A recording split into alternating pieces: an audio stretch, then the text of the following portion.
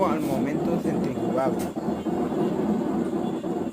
Esta es una lavadora SEC. El problema que tiene es que presenta un ruido al momento de centrifugar.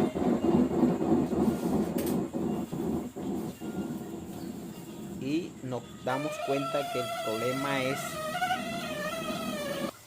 la transmisión. Aquí vemos las paredes que está botando agua. Todo esto está mojado, oxidado, por lo cual hay que reemplazar la transmisión. Ya, para. Bueno, patrona, mire,